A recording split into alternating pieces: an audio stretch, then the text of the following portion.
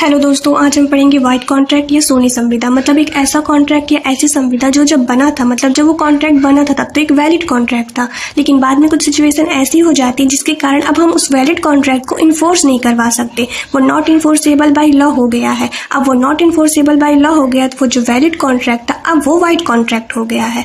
हमें क्या समझ में आया? तो एक वाइट कॉन्ट्रैक्ट होने के लिए सबसे पहले एक वैलिड कॉन्ट्रैक्ट का होना जरूरी है। जब तक एक वैलिड कॉन्ट्रैक्ट नहीं होगा तब तक वो कॉन्ट्रैक्ट वाइड होगा ही नहीं।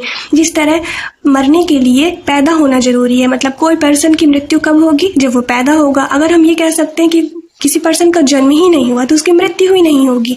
इसी तरह कोई भी कॉन्ट्रैक्ट वाइड तभी होगा जब एक वैलिड कॉन्ट्रैक्ट होगा, उसके बाद ही वो कुछ सिचुएशन ऐसी हो जाएंगी जिसके कारण वाइड होगा। इसको हम एग्जाम्पल से समझने की कोशिश करेंगे। उससे पहले हम ये समझते हैं, हम सभी को अच्छे से पता है कि वैलिड कॉन्ट्रैक्ट कैसे बनता है। सबसे पहले एक एग्रीमेंट होता है, एक ऐसा एग्रीमेंट जो कि इन्फोर्सेबल बाय लॉ होता है। वो कैसे बन जाता है, क्या बन जाता है? वो एक वैलिड कॉन्ट्रैक्ट, सिर्फ कॉन्ट्रैक्ट नहीं बनता, वो एक वैलिड कॉन्ट्रैक्ट बनता है। और जब ये वैलिड कॉन्ट्रैक्ट क्या हो जाता है, कुछ सिचुएशन ऐसी हो जाती है जिसके कारण अब हम इसे इन्फोर्स नहीं करवा सकते, क्योंकि अब हम इसे कोर्ट से इन्फोर्स नहीं करवा सकते। इसलिए क्या बन गया? अब ये बन गया वाइट कॉन्ट्रैक्ट। मतलब एक वैलिड कॉन्ट्रैक्ट ही आगे चल के वाइट कॉन्ट्रैक्ट बनता है। चलिए इसे एक एग्जाम्पल से समझने की कोशिश करते हैं।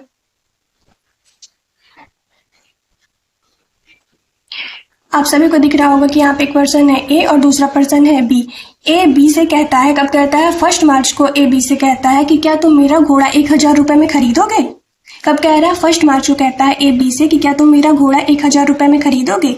बी रिप्लाई करता है कि हाँ, मैं तुम्हारा घोड़ा खरीदूंगा 8 मार्च को। मतलब ये कह रहा है बी कि मैं तुम्हारा घोड़ा 8 तारीख को लेने आ जाऊंगा। अब इन लोग के बीच कॉन्ट्रैक्ट कब हुआ? इन लोग के बीच कॉन्ट्रैक्ट हुआ है 1 मार्च को। और ये लेने कब आएगा घोड़ा? 8 तारीख को। तो देखा जाए तो यहाँ पे एक वैलिड कॉन्ट्रैक्ट हो चुका है जो कि हम इन्फोर्सेबल करा सकते हैं, क्योंकि इसमें ऑफर भी है, एक्सेप्टेंस भी है, कंसिडरेशन भी है और ये इन्फोर्सेबल बाय लॉ भी है, इसलिए एक वैलिड कॉन्ट्रैक्ट है। लेकिन इसके पहले क्या सिचुएशन हो जाती है? क्योंकि इन लोग के बीच कॉन्ट्रैक्ट 1 मार्च को हुआ है और ये 8 तारीख को घोड़ा लेने आने वाला था, लेकिन क्या हुआ? 5 तारीख को ही, मतलब 5 मार्च को ही घोड़ा क्या हो जाता है? मर जाता है, इसकी डेथ हो जाती है। तो अब क्या हो गया? घोड़ा क्योंकि 5 तारीख को मर चुका है, तो क्या अब आप मुझे ये बताइए, यहाँ पे जो पर्सन बी है क्या वो ए से कह सकता है कि नहीं मुझे तुम्हारा घोड़ा चाहिए? क्या भी इसको इन्फोर्स करवा सकता है? ये इसको इन्फोर्स नहीं करवा सकता। इसकी सिचुएशन ये हो गई कि ए बेचना चाहता भी अपना घोड़ा तो भी नहीं बेच सकता, क्योंकि मरा हुआ घोड़ा तो जिंदा होगा नहीं। तो पहले तो एक वैलिड कॉन्ट्रैक्ट था, अगर घोड़ा नहीं मरता तो एक वैलिड कॉन्ट्रैक्ट होता, बट क्या हो गया? घोड़े की डेथ हो गई है इसको इन्फोर्स करवाने से पहले ही, इसलिए अभी एक वाइट कॉन्ट्रैक्ट हो गया, अभी वैलिड कॉन्ट्रैक्ट नहीं रहा। क्यों हो गया? क्योंकि घोड़े को हम जिंदा कर नहीं सकते, इसलिए ए बी को घोड़ा बेच नहीं सकता। चलिए व्हाइट कॉन्ट्रैक्ट का और एग्जांपल से समझने की कोशिश करते हैं कि व्हाइट कॉन्ट्रैक्ट क्या है। इसके बाद आपको अच्छे से समझ में आ जाएगा कि व्हाइट कॉन्ट्रैक्ट होता क्या है। चलिए देखिए, यहाँ पे एक एग्जांपल है। यहाँ पे कौन है? एक पर्सन है जो कि बायर है, मतलब खरीदने वाला है। दूसरा पर्सन है सेलर है। किस चीज का सेल करता है? ओपियम बेचता है। ओपियम मतलब क्या होता है? ओपियम मतलब अफीम होता है। लाइसेंस है इसके पास, इसलिए बेच रहा है। ऐसा नहीं कि लीगल तरीके से बेच रहा है, इसके पास ओपियम बेचने का लाइसेंस है। तो ये जो पर्सन बायर है ये क्या कहता है, कब कह रहा है? 1 मई को क्या बोलता है कि मैं 1 kg मुझे ओपियम चाहिए। 1 kg ओपियम चाहिए, कब चाहिए? मुझे 8 मई को 1 kg ओपियम चाहिए। तो जो सेलर है वो बोलता है ठीक है, मैं 5000 रुपीज में आपको ओपियम कब दे दूंगा? जब आपको चाहिए। आपको कब चाहिए? आपको 8 मई को चाहिए, इसलिए मैं 8 मई को आपको ओपियम दे दूंगा। तो अब देखिए इन दोनों के बीच कॉन्ट्रैक्ट कब हुआ है? इनके बीच कॉन्ट्रैक्ट हुआ है 1 मई को, क्योंकि इसमें ऑफर भी है, एक्सेप्टेंस भी है, कंसिडरेशन भी है और अभी इन्फोर्सेबल बाय लॉ भी है। इन दोनों के बीच कॉन्ट्रैक्ट कब हुआ था? 1 मई को इन दोनों के बीच कॉन्ट्रैक्ट हुआ है। और जैसे ही 8 तारीख को जो बायर है वो ओपियम खरीदने वाला था, उससे पहले ही क्या हो जाता है? 5 मई को जो उस स्टेट की गवर्नमेंट है जहाँ ये दोनों रहते हैं वो ओपियम को बैन कर दिए, क्योंकि अब गवर्नमेंट ओपियम को बैन कर सकता है। बैन कर दिया है। बैन का मतलब क्या है कि अब ओपियम को ना तो कोई खरीद सकता ना कोई बेच सकता है। तो चाह के भी अब ये दोनों क्या कर सकते हैं? अब चाह के भी ये दोनों इस कॉन्ट्रैक्ट को इन्फोर्स नहीं करवा सकते, एग्जीक्यूट नहीं करवा सकते हैं। सेलर बेचना चाहता तो भी वो नहीं बेच सकता, क्योंकि अब ये इलीगल हो गया है। ये कॉन्ट्रैक्ट जो पहले इन दोनों के बीच हुआ था वो तो एक वैलिड कॉन्ट्रैक्ट था, लेकिन बाद में सिचुएशन ऐसी जिस कारण अब हम इसको इन्फोर्स नहीं करवा सकते, इसलिए अब ये कौन सा कॉन्ट्रैक्ट हो गया, अब ये वाइड कॉन्ट्रैक्ट हो गया। मतलब ऐसा कॉन्ट्रैक्ट जो पहले जब बना था तब तो वो वैलिड था, लेकिन बाद में सिचुएशन ऐसी हो गई जिस कारण हम उसे इन्फोर्स नहीं करवा सकते, इसलिए बाद में क्या बन जाता है, वो एक वाइड कॉन्ट्रैक्ट बन। हेलो दोस्तों, आज हम पढ़ेंगे वाइड एग्रीमेंट, वाइड कॉन्ट्रैक्ट और वाइडेबल कॉन्ट्रैक्ट में डिफरेंस क्या होता है। इन तीनों में जो डिफरेंस है उसको हम एक एग्जाम्पल से समझने की कोशिश करेंगे। चलिए सबसे पहले देखते हैं फर्स्ट एग्जाम्पल। ये फर्स्ट एग्जांपल है। यहाँ पे आप सभी को दिख रहा होगा कि एक पर्सन ए है, एक पर्सन बी है। ए बी से कहता है, कब कहता है, ए बी से 1 मार्च को कहता है कि क्या तुम मेरा घोड़ा 1000 रुपये में खरीदोगे। बी बोलता है ठीक है, मैं तुम्हारा घोड़ा 1000 रुपये में खरीदने के लिए रेडी हूँ। मैं तुम्हारे घोड़े को 8 तारीख को मतलब 8 मार्च को लेने आ जाऊंगा। तो जैसे कि एग्जाम्पल देखने से हमें समझ में आ रहा है कि इन दोनों के बीच जो कन्वर्सेशन हुई है, मतलब जिस दिन एग्रीमेंट हुआ, एग्रीमेंट कब हुआ है, 1 मार्च को इनके बीच एग्रीमेंट हुआ है। उस दिन जो ये घोड़ा था वो मर चुका था। मतलब ये बात इन दोनों को नहीं पता थी, ना ए को पता थी ना बी को पता थी कि जो घोड़ा जिसको हम खरीदने और बेचने की बात कर रहे हैं, एग्रीमेंट कर रहे हैं, जो कि आगे चल के कॉन्ट्रैक्ट बनेगा, वो तो घोड़ा मर चुका है। ये बात किसी को नहीं पता थी। तो इसको हम क्या कहेंगे, इसको हम कहेंगे कि यहाँ मिस्टेक में कौन कौन है, ए भी मिस्टेक में है और बी भी मिस्टेक में है। किस चीज़ का मिस्टेक है, मिस्टेक ऑफ फैक्ट है। इसलिए जो ये एग्रीमेंट है, क्योंकि ये कॉन्ट्रैक्ट बना ही नहीं, स्टार्टिंग से ही वाइड है, इसलिए क्या हो गया, ये वाइड एग्रीमेंट हो गया। ये एग्रीमेंट वाइड क्यों है, क्योंकि हम इसे इन्फोर्स नहीं करवा सकते, और हम डेफिनेशन में ही पढ़ के अच्छे से जान चुके हैं कि ऐसा एग्रीमेंट जो कि इन्फोर्स नहीं करवाया जा सकता, वो कॉन्ट्रैक्ट नहीं बनता, तो क्या हो जाता है, वो एक वाइड एग्रीमेंट हो जाता है। यहाँ पास ये वाइड एग्रीमेंट क्यों है, इसलिए है क्योंकि जो घोड़ा एग्रीमेंट के समय ही मर चुका है। चलिए अब हम दूसरा एग्जाम्पल समझते हैं। ये है सेकेंड एग्जाम्पल, इसको आप अच्छे से सुनिएगा। ये भी सेम उसी तरह सिचुएशन है। यहाँ पे एक पर्सन है एक्स, दूसरा पर्सन है वाई। यहाँ एक्स वाई से क्या कहता है, 1 मार्च को ही कह रहा है कि क्या तुम मेरा घोड़ा 1000 रुपये में खरीदोगे। वाई कहता है ठीक है, मैं तुम्हारा घोड़ा 1000 रुपये में खरीदने के लिए रेडी हूँ। सेम सिचुएशन, वाई यहाँ भी यही बोलता है कि मैं तुम्हारा घोड़ा 8 मार्च को लेने आ जाऊंगा। यहाँ पे मैं पहले भी आपसे बोली थी कि डेट प्लीज आप लोग नोटिस करिएगा जो मैं बोल रही हूँ। इन लोग के बीच एग्रीमेंट कब हुआ है, जो सेकंड एग्जांपल है, इनके बीच एग्रीमेंट हुआ है 1 मार्च को, और वाई घोड़ा लेने किस दिन मतलब खरीदने किस दिन आएगा, 8 मार्च को। तो जिस दिन इनके बीच एग्रीमेंट हुआ था उस दिन इनका जो घोड़ा था, एक्स का जो घोड़ा था, वो जिंदा था।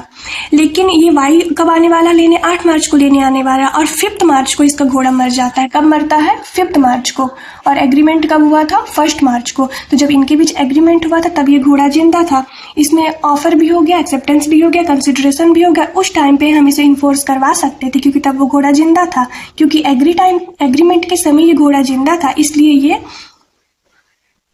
क्योंकि एग्रीमेंट करते समय तो इसका घोड़ा जिंदा था, इसलिए तब ये एक वैलिड कॉन्ट्रैक्ट था।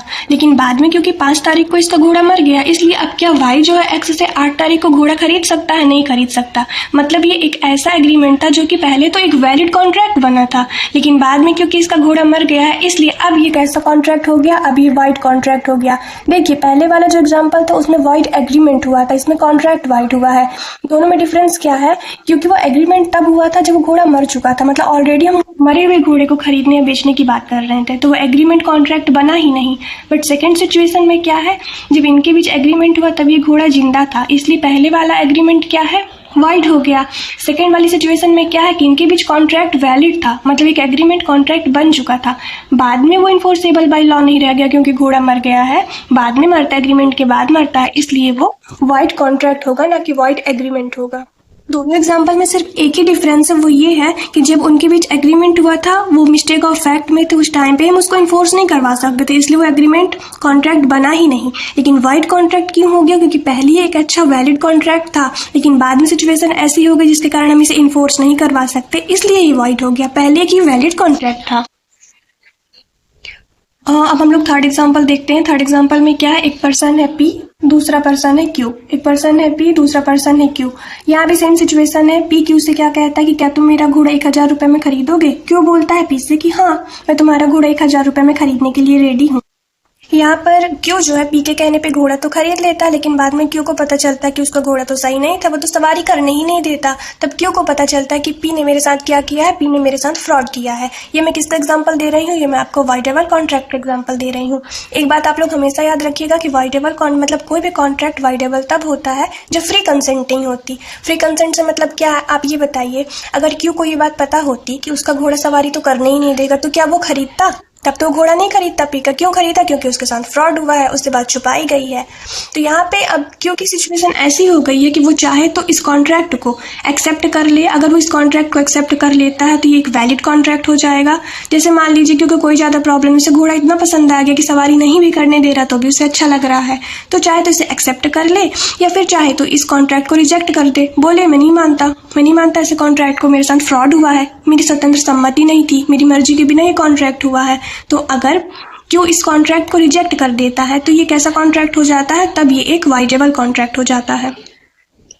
वाइडेबल कॉन्ट्रैक्ट हमेशा तभी होता है जब फ्री कंसेंट नहीं होती, मतलब हमारी इच्छा के बिना जोर जबरदस्ती करके, धमकी देके या फ्रॉड करके हमसे कोई कॉन्ट्रैक्ट करवाता है तो वो वाइडेबल कॉन्ट्रैक्ट होता है। उसे चाहे तो ये एक्सेप्ट करे, चाहे तो रिजेक्ट करे। हेलो दोस्तों, आज हम पढ़ेंगे section 10 of Indian contract act 1872 जो कि हमें बताता है कि ऐसे कौन से एग्रीमेंट या करार हैं जो कि कॉन्ट्रैक्ट हैं। इसके साथ ही हमें इसी एक्ट का सेक्शन 2 क्लॉज एच पढ़ना चाहिए जो कि कॉन्ट्रैक्ट की डिफिनेशन बताता है, जिसमें लिखा है कि ऐसा एग्रीमेंट या करार जो कि इन्फोर्सेबल बाय लॉ है वो कॉन्ट्रैक्ट है। इसलिए अब सेक्शन 10 हमें 2 क्लॉज एच के साथ ही पढ़ना चाहिए। तो ये कह सकते हैं कि सेक्शन 10 बताता है कि ऐसे कौन सी एग्रीमेंट है जो कि इन्फोर्सेबल बाय लॉ है। तो सेक्शन 10 क्या कहता है कि all agreements are contracts if they, हम ये कह सकते हैं कि ऐसे सभी एग्रीमेंट या करार जिनमें ये 4 पॉइंट आते हैं जो कि हम आगे डिस्कस करने वाले, अगर ये सारे पॉइंट आते हैं, 4 पॉइंट उसमें कवर हो जाते हैं तो वो एग्रीमेंट कॉन्ट्रैक्ट होता है। वो 4 पॉइंट कौन कौन से हैं? तो सबसे पहला पॉइंट है कॉम्पिटेंट पार्टीज। किसी एग्रीमेंट पे कॉन्ट्रैक्ट बनने के लिए जो पहले इसेंशियल एलिमेंट है वो क्या होना चाहिए? Competent parties. संविदा या फिर कॉन्ट्रैक्ट ये कह सकते हैं हम, एग्रीमेंट हमेशा कम से कम 2 पक्षकारों के बीच होता है। तो जो 2 लोगों के बीच होता है वो संविदा करने के लिए, कॉन्ट्रैक्ट करने के लिए सक्षम होने चाहिए। इसी को बोलते हैं कॉम्पिटेंट पार्टीज। अभी कॉम्पिटेंट पार्टीज क्या होता है इसको समझते हैं। कॉम्पिटेंट पार्टीज क्या है, इसके लिए हमें सेक्शन 11 समझना होगा। हम कह सकते हैं कि संविदा या करार करने के लिए या फिर एग्रीमेंट करने के लिए कोई भी पक्षकार सक्षम है अगर पहला वो मेजर होना चाहिए, वो साउंड माइंड होना चाहिए और not disqualified from contracting by law. Major मतलब क्या होता है? मेजर मतलब होता है वयस्क, या फिर हम कह सकते हैं मेजर मीन्स होता है वयस्क, या फिर हम कह सकते हैं कि वो पर्सन जो 18 प्लस हो गया है, 18 प्लस से 18 वर्ष या उससे अधिक आयु के व्यक्ति है, वो मेजर या वयस्क कहलाता है।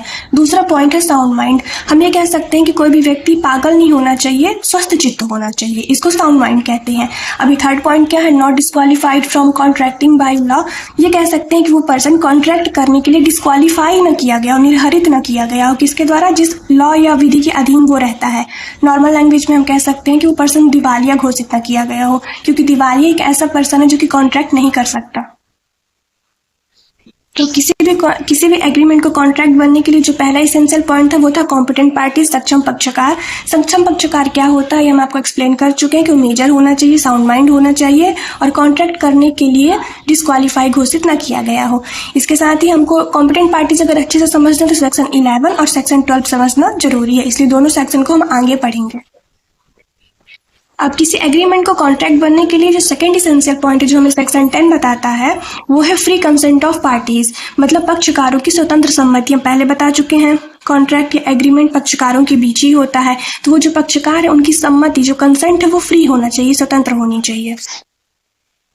फ्री कंसेंट क्या होता है? स्वतंत्र सम्मति क्या होता है? इसका मतलब हम ये नॉर्मल लैंग्वेज में कह सकते हैं कि जब भी एग्रीमेंट या फिर करार हमारी मर्जी, हमारी इच्छा के बिना करवाया जाता है तो हम ये कहेंगे कि हमारी जो कंसेंट है या हमारी सहमति वो स्वतंत्र नहीं है, फ्री नहीं। इसका मतलब क्या है कि हम कभी भी एग्रीमेंट करें तो अपनी इच्छा से करें।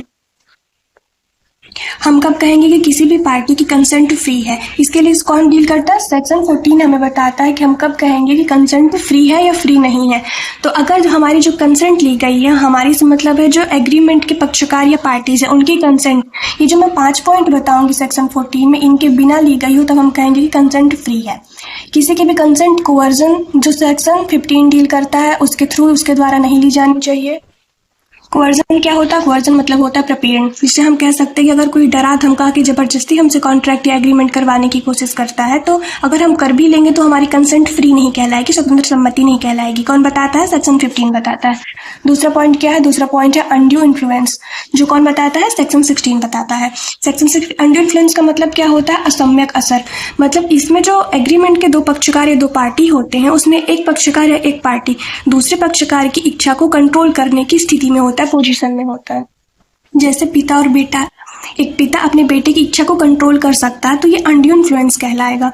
थर्ड पॉइंट क्या है? थर्ड पॉइंट है फ्रॉड। अगर फ्रॉड मतलब सेक्शन 17 इसके बारे में बताता है कि फ्रॉड या कपट से धोखा देके अगर हमसे एग्रीमेंट करवाया जाता है तब भी हम कहेंगे कि हमारी कंसेंट फ्री नहीं थी। फोर्थ पॉइंट है मिस रिप्रेजेंटेशन। मिस रिप्रेजेंटेशन कौन डील करता है? सेक्शन 18 डील करता है। मिस रिप्रेजेंटेशन मतलब क्या होता है? मिथ्या दुर्व्यपदेशन। इसका मतलब ये होता है कि जो कुछ हमें प्रेजेंट करना था उसे हम प्रेजेंट नहीं किए। ये समथिंग 17 से मिलता जुलता है, इसे हम आगे डील करेंगे तो और अच्छे से समझेंगे। फिफ्थ पॉइंट है मिस्टेक, जो कि सेक्शन 20, 21 एंड 22 डील करता है। मिस्टेक भी दो तरह की होती हैं, 2 टाइप्स की होती है, मिस्टेक ऑफ फैक्ट और मिस्टेक ऑफ लॉ। इस जब हम पढ़ेंगे आगे नेक्स्ट लेक्चर में पढ़ेंगे तब समझेंगे कि मिस्टेक क्या होती है। तो नॉर्मली हमें क्या समझ में आया कि सबसे पहले किसी एग्रीमेंट का कॉन्ट्रैक्ट बनने के लिए पहला पॉइंट क्या है कि कॉम्पिटेंट पार्टी होना चाहिए, जो कि सेक्शन 11 सेक्शन 12 बताते हैं। दूसरा पॉइंट क्या है कि जो पार्टीज है एग्रीमेंट की उनकी कंसेंट फ्री होनी चाहिए। इसके बारे में कौन बता दिया? सेक्शन 14 बताता है कि हम कब कहेंगे कि किसी भी पार्टीज की एग्रीमेंट के जो पक्षकार हैं उनकी सम्मति स्वतंत्र कब नहीं कही जाएगी। जब सेक्शन 15, 16, 17, 18, 20, 21, 22 के अंदर जो पॉइंट दिए गए हैं उनके अंदर जो पॉइंट दिए गए हैं अगर उसके थ्रू किसी की कंसेंट ली जाती है तो हम कहेंगे कि फ्री कंसेंट नहीं है। अब किसी एग्रीमेंट के कॉन्ट्रैक्ट बनने के लिए जो थर्ड इसेंशियल पॉइंट है वो कौन सा है? वो है lawful consideration and lawful object. हम कभी भी एग्रीमेंट करते हैं तो एग्रीमेंट का कॉन्ट्रैक्ट बनने के लिए जरूरी है कि जो हमारा कंसिडरेशन है, जो हमारा प्रतिफल है वो लॉफुल होना चाहिए। इसके साथ जो हमारा ऑब्जेक्ट है, ऑब्जेक्ट मतलब क्या होता है कि हम एग्रीमेंट किस उद्देश्य से कर रहे हैं, हमारा कोई तो पर्पस होगा तो वो पर्पस भी लॉफुल होना चाहिए। इसको समझने के लिए हमें सेक्शन 23 एंड 24 समझना होगा। सेक्शन 23 हमें बताते हैं कि कौन कौन से कंसिडरेशन और कौन कौन से ऑब्जेक्ट लॉफुल हैं और कौन से नहीं। इनको समझने के लिए हमें सेक्शन 23 और 24 समझना होगा। 3 पॉइंट कवर हो चुके हैं। अब जो फोर्थ पॉइंट है जो किसी एग्रीमेंट का कॉन्ट्रैक्ट बनने के लिए जरूरी है वो क्या है कि नॉट एक्सप्रेसली डिक्लेयर्ड वाइड। कौन वाइड डिक्लेयर नहीं होना चाहिए? जो एग्रीमेंट है वो एक्सप्रेसली ही वाइड डिक्लेयर नहीं होना चाहिए। इसमें ऐसे बहुत सारे सेक्शन दिए हैं जो डायरेक्टली बताते हैं कि कौन कौन से करार शून्य है, मतलब कौन कौन से एग्रीमेंट वाइड है। सबसे पहले सेक्शन 25 कहता है विदाउट कंसिडरेशन, मतलब कोई भी एग्रीमेंट बिना कंसिडरेशन के अगर किया जाता है, इसमें कुछ एक्सेप्शन है उनको छोड़ के, तो बिना कंसिडरेशन के अगर कोई एग्रीमेंट किया जाता है तो वो एग्रीमेंट वाइड होता है। प्रतिफल के बिना करार शून्य है। सेक्शन 26 क्या कहता है कि रिस्ट्रेंट ऑफ मैरिज, विवाह के अवरोधक करार शून्य है। मतलब अगर किसी की मैरिज, किसी का विवाह हो रहा है, हम कोई ऐसा एग्रीमेंट करते हैं जिसके कारण उनके विवाह में विघ्न बाधा उत्पन्न हो, अवरोध हो जाए, तो ऐसा एग्रीमेंट भी वाइड होता है, शून्य होता है। माइनर की मैरिज को छोड़ के, हम जब 26 डिस्कस करेंगे तो समझेंगे कि माइनर की मैरिज को छोड़ के ही क्यों। माइनर की मैरिज को छोड़ के बाकी जितने भी मैरिज होते हैं जो कि मेजर की शादी होती है, अगर उनको रोकने के लिए, उसमें विघ्न बाधा उत्पन्न करने के लिए कोई एग्रीमेंट किया जाता है तो वही वाइड होता है। सेक्शन 27 क्या कहता है? सेक्शन 27 कहता है रिस्ट्रेंट ऑफ ट्रेड।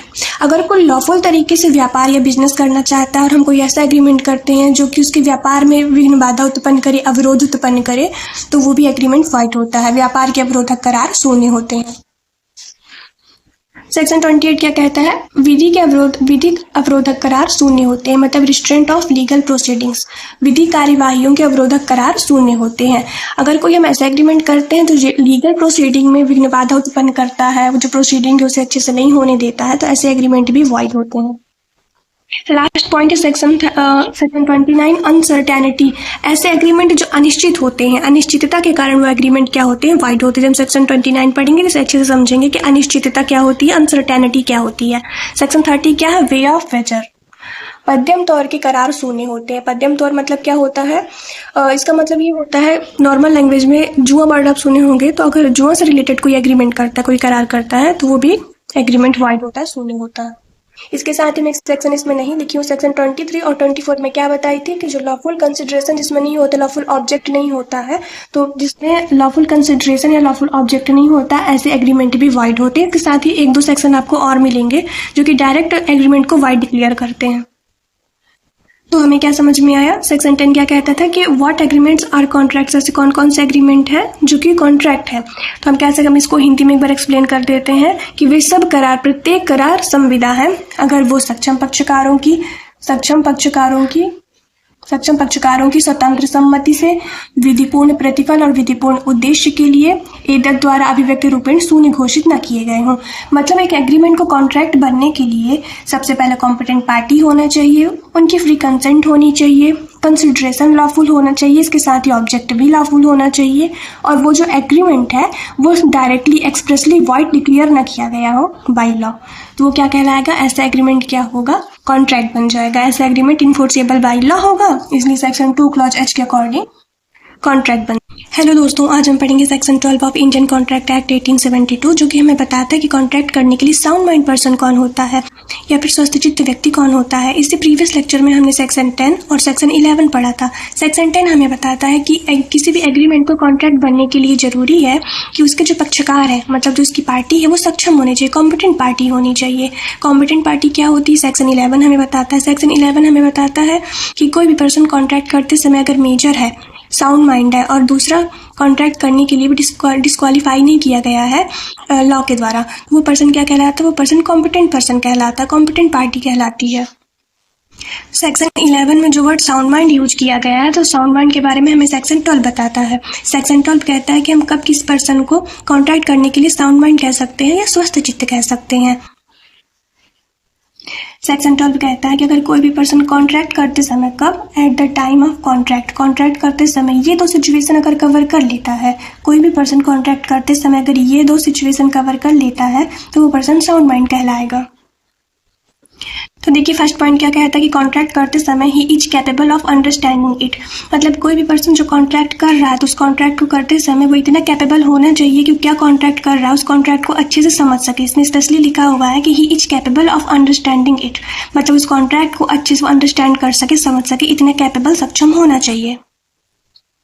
इसके साथ ही सेकंड पॉइंट क्या कहता है? Forming a rational judgement effect upon his interest. इसका मतलब क्या होता है कि कोई भी पर्सन जब कॉन्ट्रैक्ट कर रहा है तो उसे सिर्फ समझे बस नहीं, उसके साथ ही जरूरी है कि उस कॉन्ट्रैक्ट का उसके ऊपर, उसके इंटरेस्ट के ऊपर, उसके हितों पे क्या प्रभाव पड़ेगा, क्या इफेक्ट होगा, इसके बारे में वो युक्ति संगत निर्णय ले सके, मतलब डिसीजन लेने के लिए भी वो कैपेबल होना चाहिए।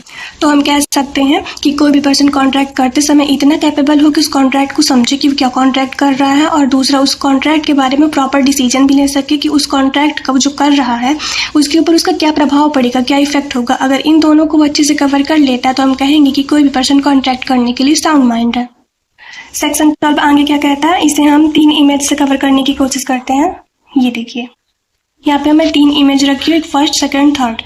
तो सेक्शन 12 आगे क्या कहता है? सेक्शन 12 कहता है कि कोई भी पर्सन जो नॉर्मली तो अनसाउंड माइंड पर्सन मतलब क्या? विकृत चित्त पर्सन, मतलब एक ऐसा व्यक्ति जो कॉन्ट्रैक्ट नहीं कर सकता, साउंड माइंड नहीं है। जनरली तो वो अनसाउंड माइंड ही रहता है, लेकिन कभी कभी वो साउंड माइंड हो जाता है, स्वस्थ चित्त व्यक्ति हो जाता है। तो जब भी वो स्वस्थ चित्त या साउंड माइंड हो जाता है तब वो कॉन्ट्रैक्ट कर सकता है। इसका एग्जाम्पल देखिए, फर्स्ट इमेज देखिए, यहाँ पे जो पर्सन चेयर में बैठा हुआ है वो पागल खाने का रोगी है। तो जनरली वो 3-4 पागल खाने का रोगी, सिंपल सी बात है, उससे कोई कॉन्ट्रैक्ट करेगा तो ना तो वो समझेगा और ना ही उसके लिए प्रॉपर डिसीजन ले सकता है कि उस कॉन्ट्रैक्ट का उसके ऊपर क्या प्रभाव पड़ेगा। तो वो दो सिचुएशन जो हम ऊपर पढ़े उसे तो फुलफिल कर नहीं सकता, इसलिए जनरली कॉन्ट्रैक्ट नहीं कर सकता। लेकिन ये जो पर्सन है, ये ऐसा पर्सन है कि 3 महीने तो कंटिन्यू ये पागल रहता है, लेकिन 3-4 महीने में एक दिन ऐसी सिचुएशन आती है जिस दिन ये साउंड माइंड हो जाता है, मतलब स्वस्थ चित्त व्यक्ति हो जाता है। तो हम कहें कि कॉन्ट्रैक्ट तो कर ही नहीं सकता क्योंकि अनसाउंड माइंड पर्सन है, रोगी व्यक्ति है। लेकिन नहीं, जब वो साउंड माइंड, जिस दिन भी वो साउंड माइंड होता है तो उस दिन वो कॉन्ट्रैक्ट कर सकता है, क्योंकि उस दिन वो उस कॉन्ट्रैक्ट को भी समझ सकता है, इतना कैपेबल हो जाता है कि कॉन्ट्रैक्ट को भी समझ सकता है और इसके साथ साथ कॉन्ट्रैक्ट के ऊपर प्रॉपर डिसीजन भी ले सकता है। हमें इससे फर्क नहीं पड़ता कि कॉन्ट्रैक्ट करने से पहले वो अनसाउंड माइंड था कि कॉन्ट्रैक्ट करने के जस्ट बाद वो अनसाउंड माइंड हो जाता। हमें फर्क पड़ता है कि जब वो कॉन्ट्रैक्ट कर रहा था तब वो साउंड माइंड होना चाहिए। तो इस सिचुएशन में ये है तो ऐसे पागल खाने का रोगी, लेकिन जब ये साउंड माइंड हो जाता है, 3 महीने में एक दिन ही साउंड माइंड हो जाता है, तो जिस दिन ये साउंड माइंड हो जाता है उस दिन ये जो पर्सन है ये कॉन्ट्रैक्ट कर सकता है। सेक्शन 12 आगे क्या कहता है कि कोई भी पर्सन नॉर्मली तो वो साउंड माइंड रहता है, जैसे बहुत सारे पर्सन जो जनरली तो साउंड माइंड होते हैं, मतलब स्वस्थ चित्त होते हैं, मतलब ऐसे व्यक्ति जो कि कॉन्ट्रैक्ट कर सकता है, ऊपर की वो सिचुएशन फुलफिल कर सकता है। तो कोई भी पर्सन तो जनरली तो साउंड माइंड रहता है, लेकिन कभी कभी अनसाउंड माइंड हो जाता है, मतलब कभी कभी विकृत चित्त हो जाता है। ऐसा व्यक्ति हो जाता है जो ऊपर की 2 सिचुएशन फुलफिल नहीं कर सकता, ना तो वो कॉन्ट्रैक्ट को समझ सकता है और ना ही ये समझ सकता है कि कॉन्ट्रैक्ट का उसके ऊपर क्या इफेक्ट होने वाला है, उसमें वो डिसीजन भी प्रॉपर नहीं ले सकता। तब वो पर्सन क्योंकि है तो वो साउंड माइंड पर्सन, बट उस टाइम पे वो डिसीजन नहीं ले सकता, इसलिए उस टाइम पे वो कॉन्ट्रैक्ट नहीं कर सकता। इसका एग्जाम्पल देखिए, इसका एग्जाम्पल जो सेकंड इमेज है इसको आप अच्छे से देखिए। सेकेंड इमेज आप अच्छे से देखिए, इसमें एक पर्सन है, उसको बहुत ही तेज फीवर है, फीवर इसलिए हॉस्पिटल में एडमिट है। अब इतना तेज इसको फीवर हो गया तो इस टाइम पे अगर कोई इससे कॉन्ट्रैक्ट करता है तो क्या उसे वो समझ सकता है? मान लीजिए कोई पर्सन आके बोलता है मैं तुम्हारा घर 10 लाख रुपए में खरीदना चाहता हूँ, उसको समझ में आ रहा है कि उससे क्या कह रहा है? नहीं, क्योंकि प्रॉपर डिसीजन नहीं ले सकता। इस टाइम पे सिचुएशन इसकी एक ये हो गई है कि अगर इससे कोई 1 रुपए में भी घर खरीद लेता तो हो सकता है खरीद मतलब बेच दे अपना घर, क्योंकि इसे नहीं पता ये क्या कॉन्ट्रैक्ट कर रहा है, इसका माइंड प्रॉपरली वर्क ही नहीं कर रहा है। तो ये ना तो डिसीजन ले सकता, ना ये समझ सकता कि कॉन्ट्रैक्ट उसके ऊपर क्या इफेक्ट होने वाला है। तो इस टाइम पे वो तो सिचुएशन फुलफिल नहीं कर सकता, तो है तो ये साउंड माइंड पर्सन, बट इस टाइम पे वो सिचुएशन फुलफिल नहीं कर सकता, इसलिए ये कॉन्ट्रैक्ट नहीं कर सकता। तो सेकंड सिचुएशन में भी ये कॉन्ट्रैक्ट नहीं कर सकता क्योंकि काफी ज्यादा सीरियस है, बीमार है। अब देखिए यहाँ पे थर्ड पॉइंट क्या है, थर्ड इमेज जो है ये भी पर्सन साउंड माइंड पर्सन ही है। जनरली इसके बारे में सब जानते हैं कि साउंड माइंड पर्सन ही है, डिसीजन भी ले सकता है, कॉन्ट्रैक्ट को समझ भी सकता है। बट प्रेजेंट टाइम में सिचुएशन ऐसी हो गई है कि इतना ज़्यादा इसने शराब पी लिया है जिसके कारण इसे होश खबर कुछ है ही नहीं। तो कभी अभी कोई आके इससे बोले कि तुम मुझे फ्री में अपना घर दे दो, वैसे कंसिडरेशन का होना जरूरी है, तो ये साइन भी कर देगा, इसलिए क्योंकि ये इतना ज़्यादा शराब पी लिया है तो अब ये कॉन्ट्रैक्ट नहीं कर सकता है। तो ये sound mind person but contract नहीं कर सकता। तो सेक्शन 12 का जो सेकंड पॉइंट ये बोलता है कि कोई पर्सन तो जनरली तो साउंड माइंड है, मतलब कॉन्ट्रैक्ट कर सकता है, लेकिन कभी कभी अनसाउंड माइंड हो जाता है। जैसे ये कभी कभी मतलब अभी बीमार है इसलिए नहीं कर सकता कॉन्ट्रैक्ट, ये पर्सन अभी इतना ज़्यादा ड्रंक है इसलिए नहीं कर सकता कॉन्ट्रैक्ट। तो जो भी पर्सन नॉर्मली तो साउंड माइंड होते हैं लेकिन कभी कभी अनसाउंड माइंड हो जाते, तो जब भी वो अनसाउंड माइंड होते हैं तब वो कॉन्ट्रैक्ट नहीं कर सकते। इसलिए देखिए यहाँ पे यस कॉन्ट्रैक्ट लिखा हुआ है फर्स्ट इमेज के नीचे, क्योंकि वो जब सस्तचित्त हो जाता है साउंड माइंड हो सकता है, भले पागल है लेकिन कॉन्ट्रैक्ट कर सकता है।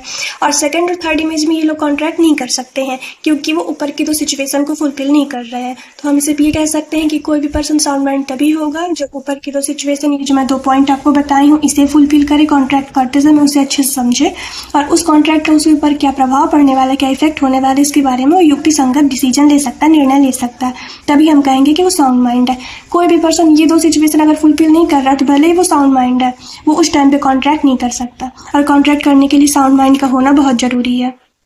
हेलो दोस्तों, आज हम पढ़ेंगे section 13 of Indian contract act 1872, जो कि हमें कंसेंट की डेफिनेशन बताता है, या फिर हम कह सकते हैं कि हमें सम्मति की परिभाषा बताता है। प्रीवियस लेक्चर में जब हम सेक्शन 10 कवर किए थे तो सेक्शन 10 हमें बताता है कि किसी भी एग्रीमेंट के कॉन्ट्रैक्ट बनने के लिए जरूरी है कि जो एग्रीमेंट की पार्टीज है उनकी कंसेंट फ्री होनी चाहिए, उनकी स्वतंत्र सम्मति होनी चाहिए। फ्री कंसेंट की डेफिनेशन तो सेक्शन 14 हमें बताता है, लेकिन फ्री कंसेंट समझने से पहले जरूरी है कि कंसेंट क्या होता है हम इसे अच्छे से समझें। जब तक हम कंसेंट नहीं समझेंगे हम फ्री कंसेंट नहीं समझ पाएंगे। कंसेंट या सम्मति की डेफिनेशन हमें सेक्शन 13 बताता है। सेक्शन 13 कहता है कि जब 2 या 2 से अधिक व्यक्ति एक ही बात पर एक ही भाव से सहमत होते हैं, जब 2 या 2 से अधिक व्यक्ति एक ही बात पर एक ही भाव से सहमत होते हैं तो सम्मत हुए कहलाते हैं, और इसी को हम कंसेंट कहते हैं। तो हमें किन बातों का ध्यान रखना चाहिए? सबसे पहले 2 और मोर पर्सन्स होने चाहिए, मतलब 2 या 2 से अधिक व्यक्ति होने चाहिए, वो इन 2 बातों पे एग्री होने चाहिए, सेम थिंग होना चाहिए, मतलब एक ही बात होनी चाहिए, और इन सेम सेंस एक ही भाव होना चाहिए। ये 2 पॉइंट कवर होना बहुत जरूरी है। अगर सेम थिंग है फिर सेम सेंस नहीं है, सेम सेंस है सेम थिंग नहीं है, इन दोनों पॉइंट में से अगर एक पॉइंट भी मिसिंग है तो वो कंसेंट नहीं कहलाएगा। कंसेंट होने के लिए जरूरी है सबसे पहले 2 या 2 से अधिक व्यक्ति होने चाहिए, वो सेम थिंग मतलब एक ही बात पर सेम सेंस एक ही भाव से सहमत होने चाहिए। चलिए, सेम थिंग और सेम सेंस क्या होता है, मतलब एक ही बात और एक ही भाव क्या होता है, इसको हम एक एग्जाम्पल से समझने की कोशिश करते हैं। देखिए यहाँ पे एक एग्जाम्पल है, यहाँ पे एक लड़की है, ये एक लड़की है, ये शॉपकीपर जो लड़की है इससे क्या बोलती है कि गिव मी 1 लीटर ऑयल, मुझे 1 लीटर तेल दे दो। ये बोलती है ठीक है मैं तुमको 1 लीटर तेल देने के लिए रेडी हूँ। बात तो यहाँ एक ही हो गई कि वो 1 लीटर तेल मांग रही है, 1 लीटर तेल देने के लिए रेडी है, लेकिन जब 1 लीटर तेल मांग रही है तो इसको कौन सा तेल चाहिए? इसके माइंड में क्या चल रहा है कि मुझे रिफाइंड ऑयल चाहिए, बट ये शॉपकीपर क्या समझ रही है, इसको लग रहा है कि मस्टर्ड ऑयल मांग रही है। यहाँ बात तो एक ही है, मतलब सेम थिंग तो है कि दोनों लोग तेल लेने और देने की ही बात कर रहे हैं, लेकिन सेम सेंस नहीं है, भाव एक नहीं है। इस लड़की का भाव क्या है कि मुझे रिफाइंड ऑयल चाहिए, भले वो बोली नहीं लेकिन भाव इसका रिफाइंड ऑयल का ही है, और शॉपकीपर क्या समझ रही है कि मस्टर्ड ऑयल चाहिए, इसलिए ये कंसेंट नहीं कहलाएगा। कंसेंट के लिए जरूरी है कि सेम थिंग होना चाहिए और साथ ही सेम सेंस होना चाहिए। अगर इन्हीं दोनों में लोग एग्री होते हैं तो वो कंसेंट कहलाएगी। तो अगर ये लड़की क्या बोलती कि गिव मी 1 लीटर ऑयल, या फिर कह सकती थी कि मुझे रिफाइंड ऑयल दे दीजिए, डायरेक्ट बोल देती कि 1 लीटर रिफाइंड ऑयल चाहिए, तो ये समझ जाती कि इसको रिफाइंड ऑयल चाहिए, तब वो क्या देती, उसको रिफाइंड ऑयल ही देती। तो यहाँ पे सेम थिंग भी हो जाता और सेम सेंस भी होता, मतलब एक ही बात होती और एक ही भाव होता। तब हम इसे क्या कहते हैं, हम इसे कहते हैं कि हाँ इनकी कंसेंट है। तो हम लास्ट में ये कह सकते हैं कि जब दो या दो से अधिक व्यक्ति एक ही बात पर एक ही भाव से सहमत होते हैं, सेम थिंग और सेम सेंस में सहमत होते हैं, एग्री होते हैं, तो वो कंसेंट या सम्मति कहलाती है। हेलो दोस्तों, आज हम पढ़ेंगे section 15 of Indian contract act 1872, जो कि हमें कोअर्जन या प्रपीड़न की डेफिनेशन बताता है। सेक्शन 10 हमें बताता है कि किसी भी एग्रीमेंट को कॉन्ट्रैक्ट बनने के लिए जरूरी है कि फ्री कंसेंट होना चाहिए। सेक्शन 14 हमें बताता है कि अगर किसी भी पर्सन की कंसेंट कोअर्जन या प्रपीड़न के द्वारा ली गई है तो वो फ्री कंसेंट नहीं होती। तो कोअर्जन या प्रपीड़न होता क्या है, ये हमें सेक्शन 15 बताता है। पहले कोअर्जन को हम नॉर्मल लैंग्वेज में समझेंगे, फिर हम बेयर एक्ट लैंग्वेज भी रीड करेंगे। तो कोअर्जन क्या होता है या प्रपीड़न क्या होता है, हम ये कह सकते हैं कि डरा धमकाकर एग्रीमेंट करवाना ही कोअर्जन या प्रपीड़न कहलाता है। क्या, डरा और धमकाकर अगर हम किसी से एग्रीमेंट करवाते हैं तो उसे हम कोअर्जन या प्रपीड़न कहते हैं। चलिए अब बेयर एक्ट लैंग्वेज रीड करते हैं। कोई भी पर्सन इस इंटेंशन के साथ कि कोई दूसरा पर्सन उसके साथ एग्रीमेंट करने के लिए रेडी हो जाए, वो दो काम में से कोई एक काम करता है या फिर वो दोनों काम करता है। पहला आईपीसी या प्रेजेंट टाइम, जिसे हम भारतीय न्याय संहिता या फिर बीएनएस के नाम से जानते हैं, उसमें जितने भी ऑफेंस दिए हुए हैं उसे करता है या करने की धमकी देता है। ये काम वो क्यों कर रहा है, ताकि सामने वाला पर्सन उसके साथ एग्रीमेंट करने के लिए रेडी हो जाए। दूसरा ये भी हो सकता है कि वो उसकी प्रॉपर्टी को, जिसके साथ वो एग्रीमेंट करना चाहता है, उसकी प्रॉपर्टी को या तो वो अनलॉफुल तरीके से डिटेन कर लिए, डिटेन करने की धमकी दे। मतलब वो उसकी प्रॉपर्टी को अपने कब्जे में रख सकता है और कह सकता है कि मैं प्रॉपर्टी तुम्हें तब तक नहीं लौटाऊंगा जब तक तुम मेरे साथ एग्रीमेंट करने के लिए रेडी नहीं हो जाते। या फिर ये भी हो सकता है कि वो उसकी प्रॉपर्टी को भी अपने कब्जे में रखा नहीं है, सिर्फ रखने की धमकी देता है कि तुम मेरे साथ अगर एग्रीमेंट करने के लिए रेडी नहीं हुए तो मैं तुम्हारी प्रॉपर्टी तुमसे छीन लूंगा और तुम्हें तब तक नहीं दूंगा जब तक तुम मेरे साथ एग्रीमेंट करने के लिए रेडी नहीं हो जाते हो। तो इसे ही हम कोअर्जन या प्रपीड़न कहते हैं, जो कि फ्री कंसेंट नहीं होती है। तो क्या इसमें फर्स्ट सिचुएशन ये है कि intention of causing any person to enter into an agreement, कोई भी पर्सन इस इंटेंशन के साथ कि कोई दूसरा पर्सन उसके साथ एग्रीमेंट करने के लिए रेडी हो जाए। इन दो पॉइंट में से कोई एक काम करता है या फिर दोनों काम करता है। मतलब कमिटिंग और threatening to commit any act forbidden by IPC, जिसे प्रेजेंट टाइम में बीएनएस के नाम से जानते हैं। दूसरी सिचुएशन हो सकती है कि वो अनलॉफुल डिटेनिंग, उसकी प्रॉपर्टी को अनलॉफुल तरीके से डिटेन कर लेता है या फिर थ्रेटन करता है, उसको धमकी देता है, डराता है कि मैं तुम्हारी प्रॉपर्टी को डिटेन कर लूंगा, जिसके साथ वो एग्रीमेंट करना चाहता है। तो इसे ही कोअर्जन या प्रपीड़न कहते हैं। अब ये जो दो पॉइंट अभी हम पढ़े हैं जो कोअर्जन में होना बहुत ही जरूरी है, उसे हमें एक एग्जांपल के थ्रू समझने की कोशिश करते हैं। चलिए एग्जांपल देखते हैं। यहाँ पे जो एग्जाम्पल है इसमें 3 सिचुएशन हो सकती हैं और जो हम 2 पॉइंट कवर किए हैं वो दोनों पॉइंट इसमें कवर हो जाएंगे। जो फर्स्ट पॉइंट है वो ये पॉइंट है कि यहाँ पे एक पर्सन आपको ए दिख रहा होगा, दूसरा पर्सन बी है। बी ए को गन दिखा के कहता है कि तुम मेरे साथ एग्रीमेंट करने के लिए रेडी हो जाओ, नहीं तो मैं तुम्हें जान से मार दूंगा। अब ये आईपीसी बीएनएस में ऑलरेडी एक ऑफेंस है, तो जान से मारने की धमकी दे रहा है। यहाँ बी की इच्छा नहीं है एग्रीमेंट करने की, लेकिन उसकी मजबूरी है कि अगर वो एग्रीमेंट करने के लिए रेडी नहीं होगा तो बी मुझे जान से मार देगा। इसलिए इसकी कंसर्न ना होते हुए भी एग्रीमेंट करने के लिए रेडी हो जाता है। तो ये बी क्या कर रहा है, बी ए के साथ कोअर्जन या प्रपीड़न कर रहा है। यहाँ पे ए की फ्री कंसेंट नहीं हो। दूसरी सिचुएशन क्या हो सकती है, दूसरी सिचुएशन ये हो सकती है कि बी ए से कहता है कि मैं तुम्हें तब तक कहीं जाने नहीं दूंगा जब तक तुम मेरे साथ एग्रीमेंट करने के लिए रेडी नहीं हो जाते। यहाँ किसी पर्सन को किसी रास्ते में जहाँ वो जाना चाहता है अगर उसको नहीं जाने देता है अनलॉफुल तरीके से, तो ये भी आईपीसी बीएनएस में एक ऑफेंस है।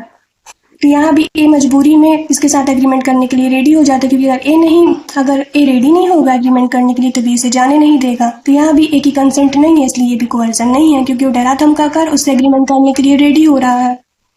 ये जो 2 एग्जाम्पल में, मतलब इस एग्जाम्पल में तो आपको 2 सिचुएशन बताई हूँ। ये जो मैं फर्स्ट पॉइंट आपको बताई थी कि आईपीसी में जितने भी ऑफेंस होते हैं उसे करता है या करने की धमकी देता है, ये इससे रिलेटेड है। अब इसमें जो हम सेकंड पॉइंट प्रॉपर्टी डिटेन करने से रिलेटेड पढ़े थे उसके एग्जाम्पल में अभी आपको दूंगी। यहाँ पे बी ऐसे कहता है कि ये जो तुम्हारा बैग दिख रहा है ये तुम्हारी, इसमें बहुत इंपॉर्टेंट डॉक्यूमेंट्स है। तो ये क्या करता है, बी ए के बैग को अपने पास अपने कब्जे में रख लेता है और बोलता है कि ये बैग मैं तुम्हें तब तक नहीं लौटाऊंगा जब तक तुम मेरे साथ एग्रीमेंट करने के लिए रेडी नहीं हो जाते हो। अब ए मजबूरी में फिर से यहाँ एग्रीमेंट करने के लिए रेडी हो गया। या फिर ये हो सकता है कि बी ए के बैग को अपने कब्जे में रखा नहीं है, सिर्फ धमकी दे रहा है कब्जे में रखने की कि अगर तुम मेरे साथ एग्रीमेंट करने के लिए रेडी नहीं होते हो तो तुम्हारे बैग को मैं डिटेन कर लूंगा और तब तक नहीं दूंगा जब तक तुम मेरे साथ एग्रीमेंट करने के लिए रेडी नहीं होते। तो यहाँ पे बी क्या कर रहा है, यहाँ पे बी ए के साथ कुवर्जन कर रहा है, इसी को प्रपीड़न कहते हैं। ये तो कुवर्जन या प्रपीड़न की डेफिनेशन हो गई, लेकिन सेक्शन 15 का एक एक्सप्लेनेशन है जो भी हम एक एग्जांपल से ही समझने की कोशिश करते हैं। चलिए इसके आगे की सिचुएशन लेते हैं। क्योंकि यहाँ पे ए डरा हुआ था, उसके पास कोई दूसरा ऑप्शन नहीं था, इसलिए वो एग्रीमेंट करने के लिए रेडी। तो ए यहाँ एग्रीमेंट करने के लिए तो रेडी हो गया क्योंकि उस टाइम पे वो डरा हुआ था। लेकिन बाद में जब अपने घर गया एग्रीमेंट करने के बाद, तो ए बी के ऊपर केस फाइल कर दिया और जज साहब से बोला कि मेरे से डरा धमका कर कोवर्जन करके मेरे साथ एग्रीमेंट किया गया है, इसलिए इस कॉन्ट्रैक्ट को वाइड डिक्लेयर कर दीजिए। मैं एग्रीमेंट करना नहीं चाहता था, लेकिन मुझे डराया गया, धमकाया गया, धमकी दी गई ऑफेंस करने की, इसलिए मैं डर गया था। उस टाइम पे एग्रीमेंट करने के लिए रेडी हो गया, मेरे पास कोई दूसरा ऑप्शन नहीं था, लेकिन मैं एग्रीमेंट करना नहीं चाहता था। तो बी अपने डिफेंस में बोलता है कि मैं जहाँ एग्रीमेंट ए के साथ किया हूँ वहाँ तो आईपीसी अप्लाई ही नहीं होती, मतलब वहाँ आईपीसी लागू ही नहीं होती है। तो जब आईपीसी लागू ही नहीं होती है तो फिर ये कोवर्जन कैसे हुआ, क्योंकि मैं आईपीसी में जितने भी ऑफेंस दिए अगर मैं उनकी धमकी भी देता हूँ, जब उस एरिया में आईपीसी लागू ही नहीं होती तो वो कोवर्जन हुआ ही नहीं। तब जज साहब बी से बोलते हैं कि आप सेक्शन 15 इंडियन कॉन्ट्रैक्ट एक्ट का एक्सप्लेनेशन पढ़िए, जो क्लियरली ये बात बोलता है कि इससे कोई फर्क नहीं पड़ता है कि आईपीसी में जितने भी ऑफेंस दिए गए हैं उनकी अगर कोई धमकी देता है या फिर वो ऑफेंस करता है, तो वो अगर ऐसी जगह में ऑफेंस करता है जहाँ की आईपीसी अप्लाई नहीं होती, तो इससे कोई फर्क नहीं पड़ता, तब भी वो कोवर्जन ही कहलाएगा, प्रपीड़न ही कहलाएगा।